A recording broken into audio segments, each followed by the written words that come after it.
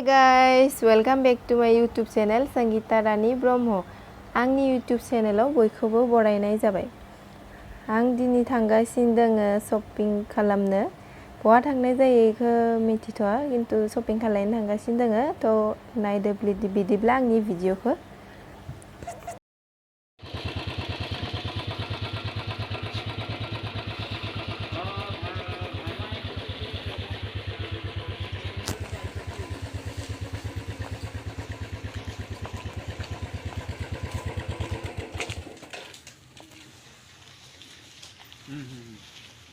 আরে গই কিয় আছে ঠিক আছে দাও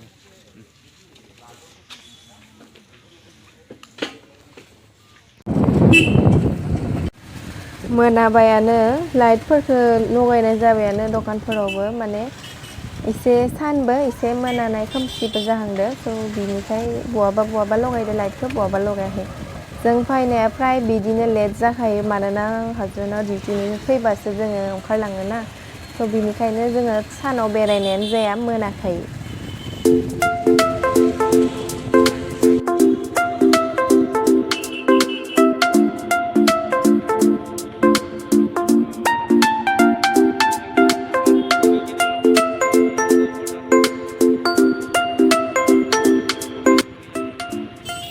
जाबाय बिशाल मार्केट खाथिनि बेखिनियाव खालि ट्राफिकल' जामानो जाबाय थायो बेखिनियाव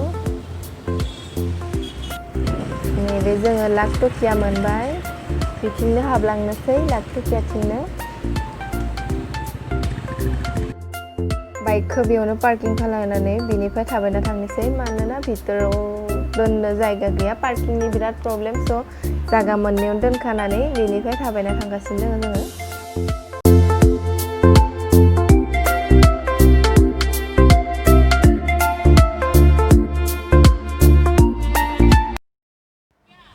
मोनफैबाय नैबे सेन्डेल दखानाव बेग हाउस नामनि दखानाव बे सेन्डेलखौ आं एसे मोजां नुदोंमोन बाट आंनि आथिङाव सोनाय लोगो लोगो आङो आंनि आथिंजों समायनाय मोनाखै स' आङो लायासै बे सेन्डेलखौ खिन्थु नायनानै मोजां नुदोंमोन आथिङा गोसोमखाय आंजों समायाखै कालाराबो आरो डिजाइनाबो स' आं बेखौ लाया बेलेग लानोसै आरो आंखौ नुनानै सासेयाबो नायबाय दङ जुथा नायबाय दङ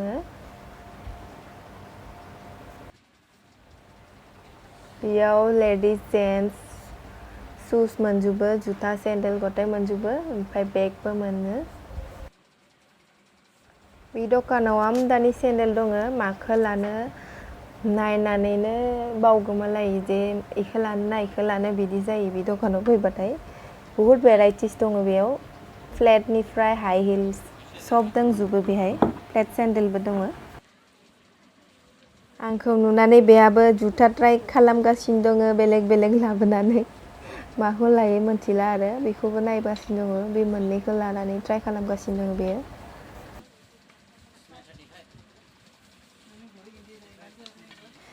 बेहाबो कनफिउज जाबाय अबे मोनसेखौ लानो बेखायनो दोनथ'बाय बिनि उनाव आरो बेलेग नायगोन बिसोर मोननैखौ दोनथ'बाय हाजबेन्डआ जुथा नायबाय दङ नै आंहा सेन्डेल नायखांनानै बर जानानै बेयाव जिरायना थाबाय बेखौ नेबाय दङ आङो बियो बेलेग नायबाय दङ नायखांबाय बियो लाथ'वाखै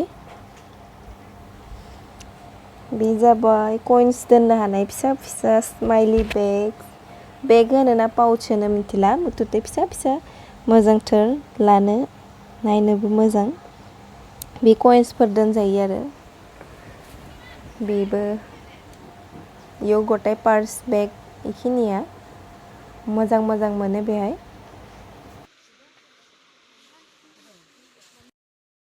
बे पार्सखौ माबादि नुदो फ्रेन्ड्स आं मोजां नुदो आरो बे बेग फिसाखौबो आङो लानायदो मारै नुदो खोन्थाबानो जाबाय कमेन्टआव बे दखाननि सेन्डेलफोरा एसे फेन्सि बाजारनि माने बाहेराव थानायनिसै एसे आनकमन आरो मोजांसिन दामाबो एसे खम आरो बेलेग दखाननिसाय बे दखानाव बाङाय खम मोनो आरो दामफोरखौ खमावनो मोनो सेन्डेलफोरखौ बेगफोरखौबो आरो इयाव माबायदि डिजाइन नांगौ सब मोनजोबगोन आरो सब ब्रेन्ड निउ डिजाइननि मोनजोबो बेहाय।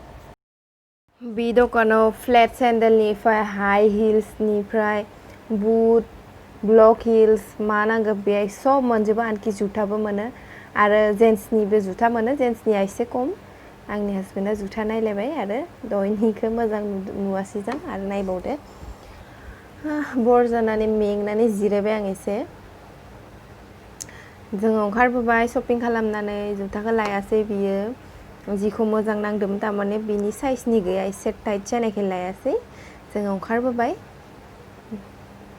बेखिनियाव आरो डेक'रेसन आइटेम्स मोनो ग्लासनि माबा माबि आरो बरिया बेहाय काप प्लेट्स बायदिसिना मोनो। बेखिनियाव क्रकारिसबो मोनो आरो बेखिनियावनो बांसिन फानो आरो बेलेग साइडथिं एसे खम। बे मस्जिदनि खाथियावनो बेखिनि जायगाया। जोङो थांगासिनो दोङो न'आव थांसै जोङो।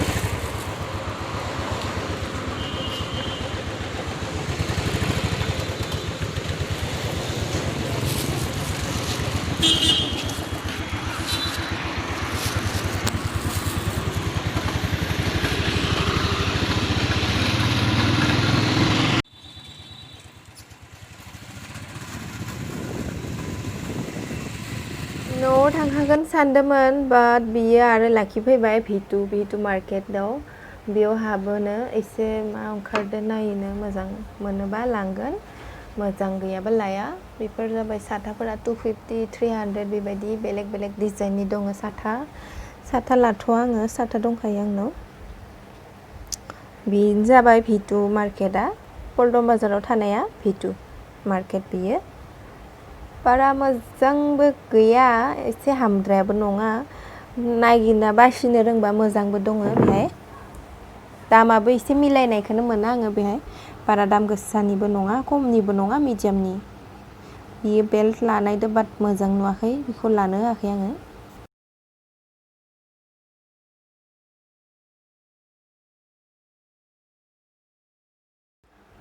आङो मेंबाय फेन्सियाव बेरायनानै आरो बियो लाना फैदो बियो माबा माबि नायबाय दङ आं बाबायसो। शपिं मलनिफ्राय ओंखारबोबाय दाना जोङो फुचका जानायदो। जोंनि जायगायाव बेखौ फुचका होनो आरो बेलेग जायगायाव गलगप्पा पानिपुरि भेलपुरि माबा माबि होनो बाट जोंनियाव फुचका होनो। स' फुचका होनबाय आङो। जाफेरबायना जाफेराखै नोंसोरो प्लिज कमेन्ट खालाय। आङो बेयाव जानानै मोजां नाङो।